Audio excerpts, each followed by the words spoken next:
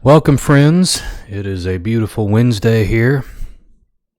Booting up the emulation machine for yet another video. I am tired. It was a long, productive day, but I am tired. Spring has sprung. All the dogwoods are blooming, and Bradford pears, rather. I don't know who Alfred is. Anyway. Been outside all day, working hard. Now I'm home and I get to play with cool stuff. I don't know what time it is where you are. Around here, it is just about beer 30, so I'm getting a head start on that. So today, keeping up with the, I don't know, whatever you want to call it. I am doing a video about Super Nintendo emulation with bsnes. Last video I did was NES emulation with these guys over here, which are the official Nintendo NES controllers meant for the Nintendo Switch. Here I have the Super Nintendo controller. My mic is casting a shadow here, but it is pretty accurate. Just like the original, except it doesn't have a wire coming out of it. It's got this USB-C deal here for charging. It's got a couple extra buttons that the original Super Nintendo didn't have, but everything else is pretty much the same. It is Bluetooth. This is the pair button. And I like it. This is probably one of my favorite for the retro. I don't know. It's hard to say what the favorite is. They all had their place. And they all have special memories associated with them, but the Super Nintendo, it was there. It had its place. I'm going to log in here. Emu for emulation. What am I doing? So, first, I want to connect this thing. I've been having the same issue with this one that I am with the other one, and that is that, see how it says it's connected, excuse me, but it's clearly not on. So when I push some buttons and bring it to life, now it comes on. Is it actually connected though? We're going to test that out. I'm going to do the window R. That's going to bring up this little run launcher, and I'm going to launch joy.cpl, which is a command line program for dealing with your joysticks and your gamepads and such. So you can see the lights went off and nothing's happening. If I go to properties on there and I push the buttons, nothing happens. It doesn't register any of the buttons. So, and that's I just had this computer on and I just had it connected. And then I shut it down, and then I started it up again, and now this. That seems to be the case. I'm going to try and find a fix for that. I mean, it's not too much of a hassle,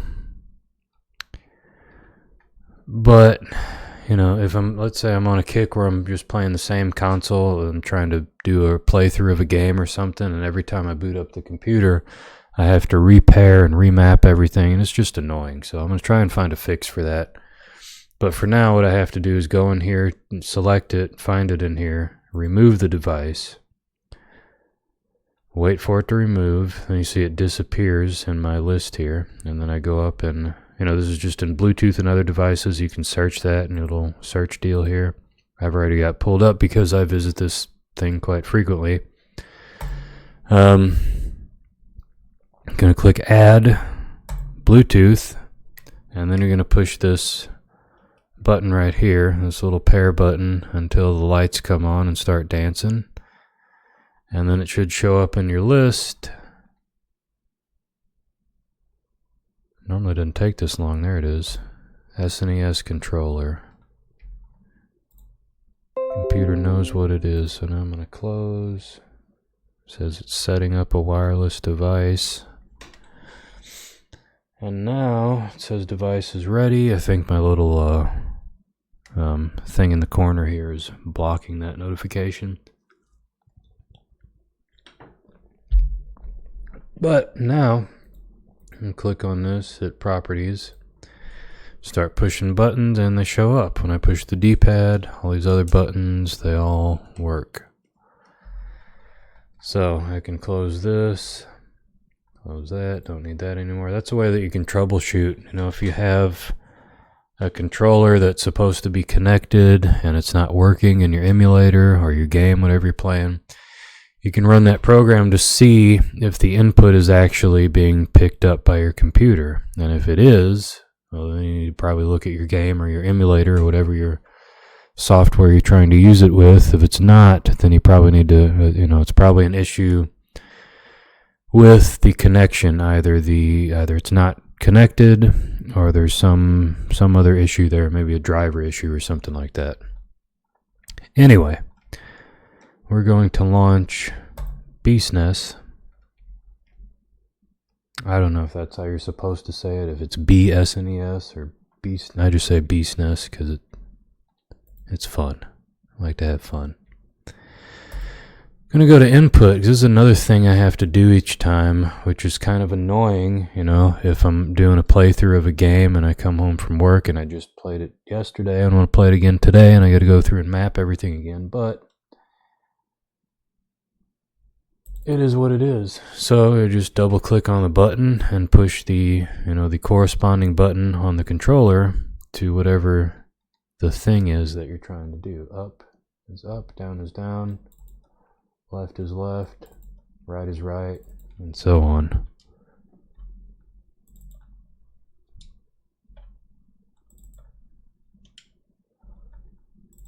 X, L, R, select, and start. I don't really use the turbo buttons. I never, excuse me. That Rolling Rock is, it's rolling. Back in the day, I never really had a controller that was capable of turbo. So I never really used turbo, and these days when I play, for whatever, I don't really use turbo. So I'm just going to stick with the standard setup. What game am I going to play?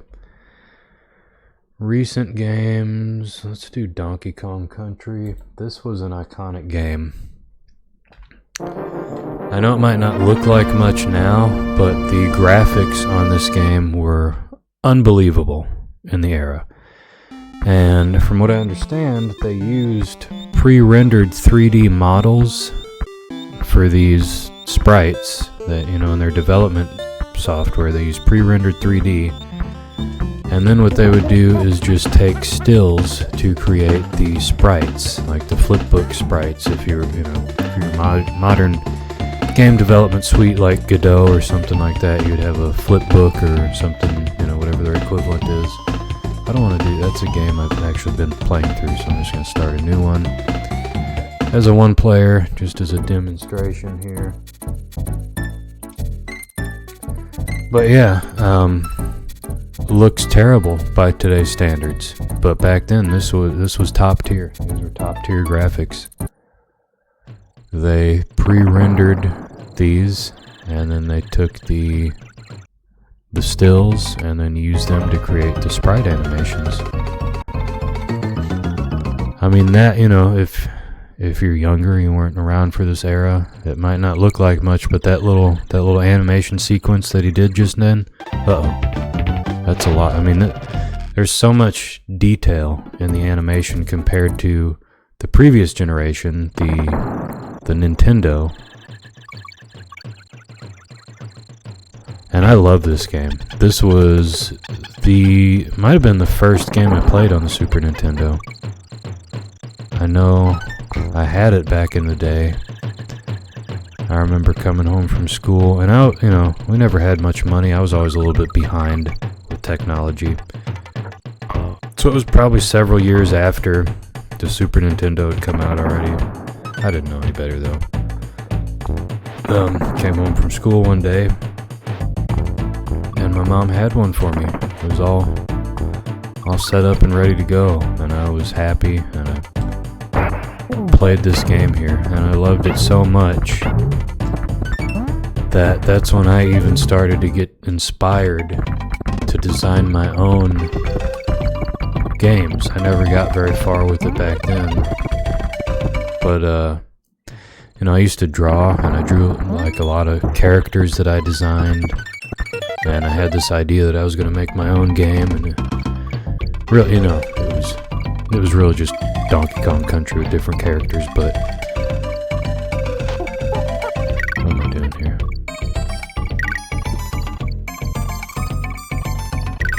Hey, I did it. Anyway, childhood dreams. So, that's that. I like this rhino. I wish you got him more often in the game. But, so here's what I'm going to do. I just paused it. I'm going to do an F11, toggle out of full screen mode, because I want to show you the filters and the shaders on bsnes are really good. Some of them are. Some of them are not, I wouldn't use them, but like the NTSC RF, that is meant to be like the RF input. If you're around for this era, you remember we used to hook these up to our TVs mainly through a RF modulator. It was a little connection, I think it might have been built into, I know on the Nintendo, the original Nintendo, the modulator was built into the console itself, and then you had a cable that transmitted that radio. It was actually a radio signal, or the equivalent of it, to the antenna input on your TV. So that's what that RF means. I ramble a lot. Anyway, so this filter is meant to kind of mimic what it would have looked like to be using an NTSC RF modulator.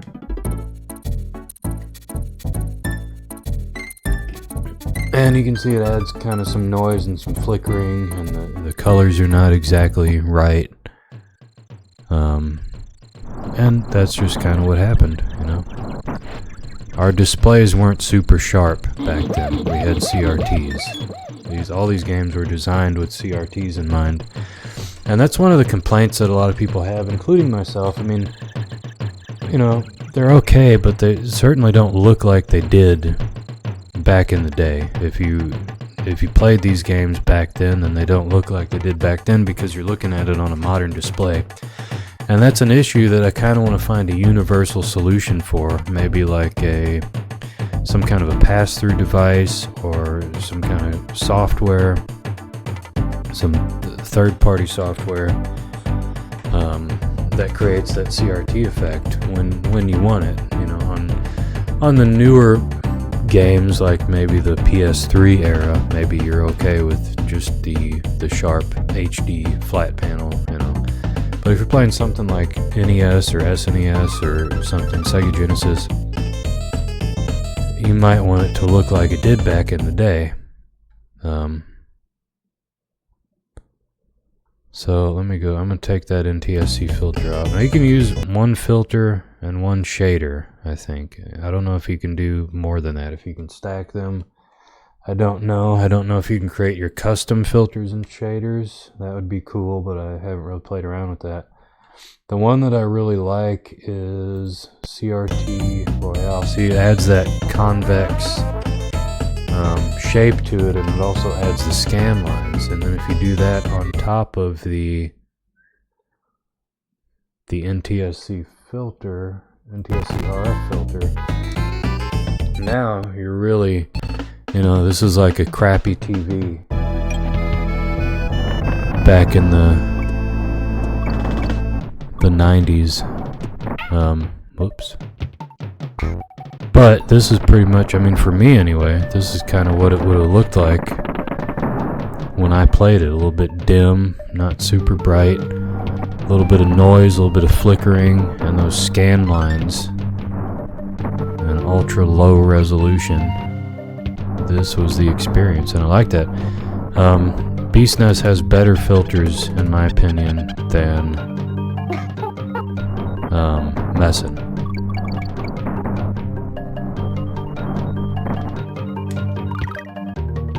And I want to find, like I said, I want to find some kind of a universal solution. I kind of don't like how it makes it so dim when you stack a filter on top of a shader. Because you see, it is quite dim, and I can't really remember. I'll have to break out a CRT. I've got at least 3 of them that I can think of around my house.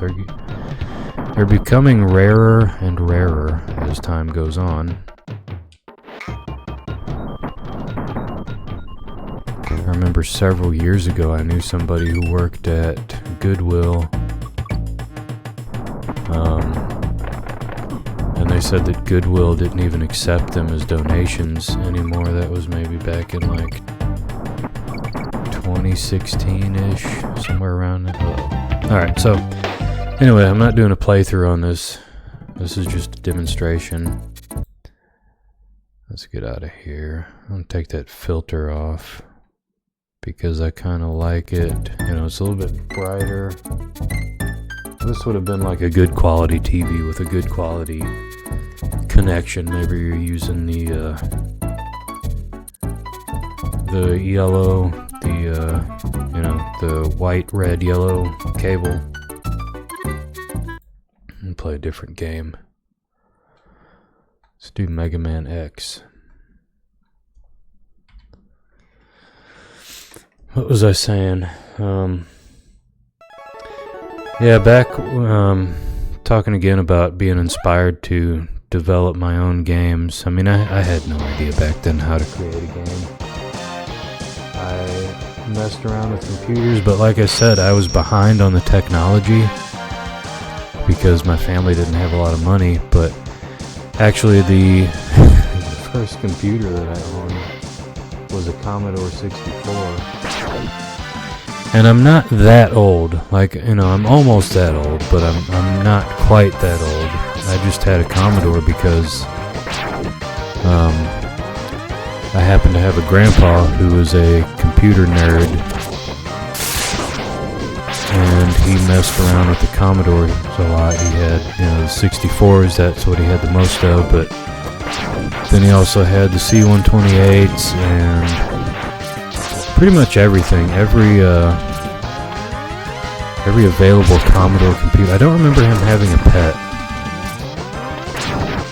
I still have somewhere around here working, or at least it was working last time I used it, Commodore 64. I would like to get a pet at some point. Commodore pet. I have a cat. That's not the kind of pet I'm talking about. Anyway, my point was, I had no idea how to develop a game. I just had all these ideas for games that I thought would be cool. And actually, when I was a little bit older, after playing GoldenEye on the Nintendo 64, I had this idea for a really cool game that I wanted to make, which was basically just GoldenEye with different characters. But I drew a lot of the stuff and thought a lot of it out. I actually wrote a letter to Nintendo telling them about this awesome idea I had for a game, and how can we get this thing going. And I was surprised they actually wrote me a letter back. I wish I would have kept it through all the years. I don't know what happened to it. But Nintendo actually responded to my letter that I wrote them. And it was something like, they obviously weren't going to develop my game, but it was encouraging, you know. It wasn't like a rude letter. I was surprised. I think it was great that they actually replied to me. They responded to me. That was before email, and you know, we actually used to write letters. So I wrote a physical letter down on a piece of notebook paper, and I mailed it with a stamp to Nintendo, an address that I found on the box, of the back of the box of one of my video games or something, and they actually responded. And it was basically a polite, encouraging way of saying, we're not going to develop your game, but keep up the enthusiasm, keep gaming. And I thought that was really cool. Even though I was kind of disappointed at the time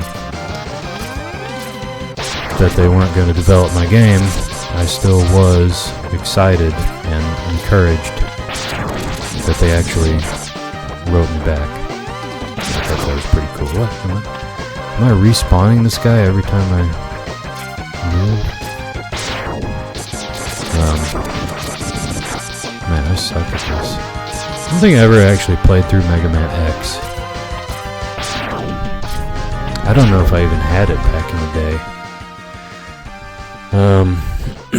So I'm just going to pause it there. But yeah, that is Messin. Or this is not Messin. This is bsnes. This is Messin. This little one down here. This is bsnes. It's pretty cool. I've been playing Super Mario World.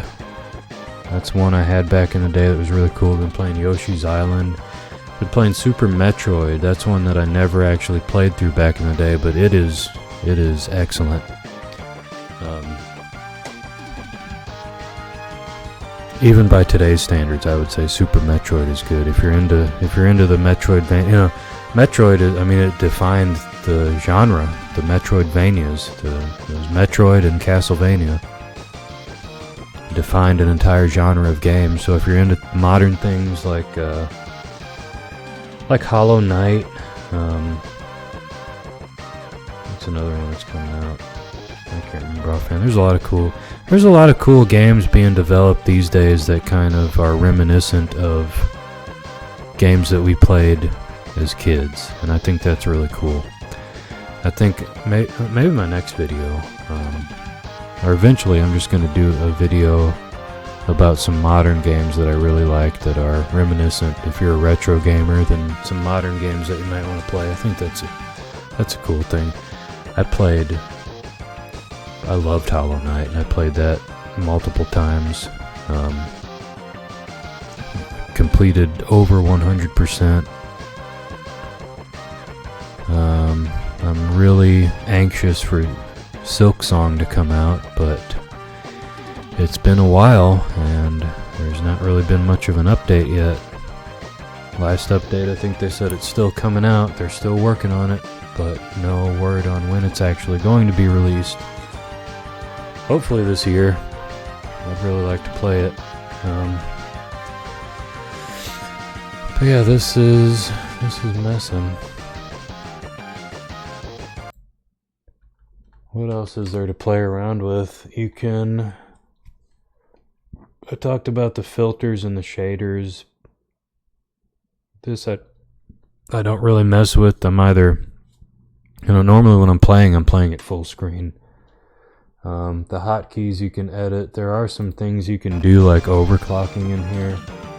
I haven't really found the need to mess with it because it seems to run fine. I mentioned in the video about Messin where there were issues on the original hardware, particularly Zelda, the original Zelda game.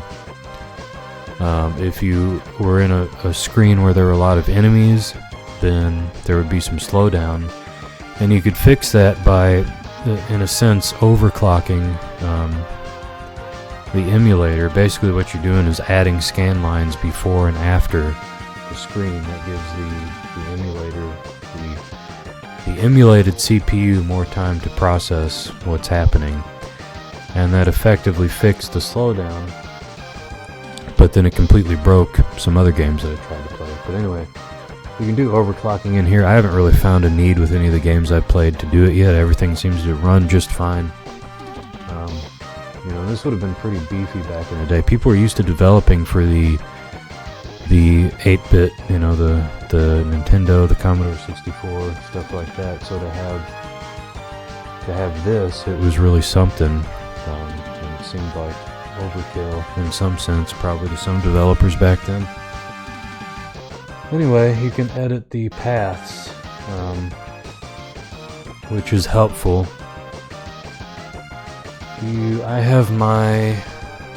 have things set up here in a particular way. I have all of my ROMs stored within a particular hierarchy called ROMs, and then there are subfolders that store the specific systems, the ROMs for specific systems. So that's cool. I can direct it. So when I go to load a game from the menu, it just automatically opens to that folder that I designated, and that's where all my Super Nintendo ROMs are at. With the saves and the save states, what I did was I created a folder, because these are pretty much just, you know, you unzip these and you drop them. There's not really an installer like there would be for a lot of Windows software. You just kind of drop these where you want them and then run them from that location. So I have my emulators all in a folder called emulators, and then I have a specific folder designated for the emulator for that version, because sometimes you might want to run different versions of the same emulator.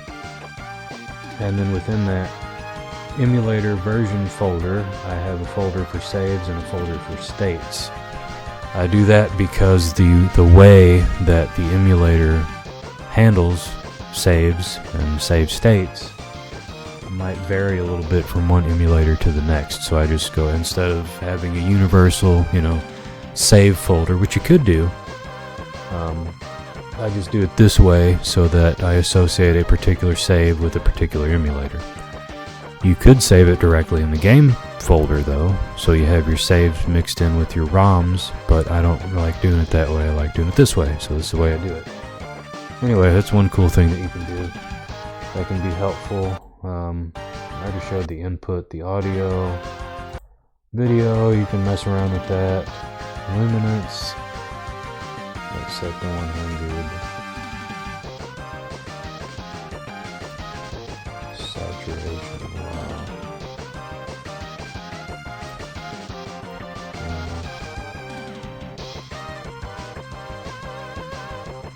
Let's put that back. Dim video and idle. Raw snow effect on idle. I don't know what that does. I don't know if I want to do it. Yeah, messing is a cool emulator. I've got no real complaints about it. The only complaint, I guess, doesn't really have so much to do with the emulator as it does how my computer seems to forget the controller every time I turn it off.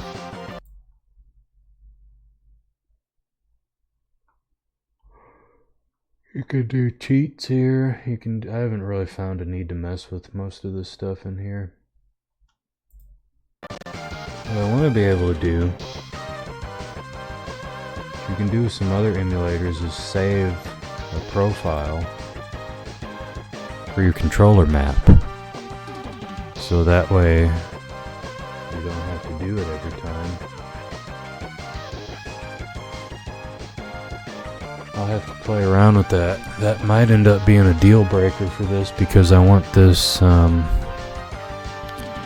want this gaming machine, emulation machine, to be easy, where you can kind of just pick up a controller, turn it on, and go.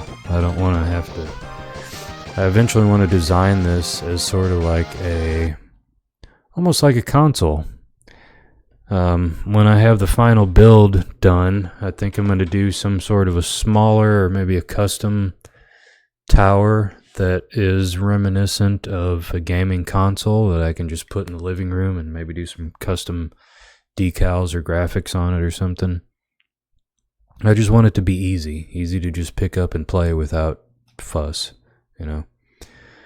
So anyway, that's that. That is That is Super Nintendo Emulation with bsnes and the... Oh, I have lost my brain. Where'd it go? The Super Nintendo, the official Super Nintendo controller made by Nintendo, meant to work with the Nintendo Switch, but we're using it here on a Windows PC via Bluetooth. So that is all for today. I look forward to the next one. I hope you do as well, and I will catch you next time. Cheers. Later. Oh, wrong mouse again.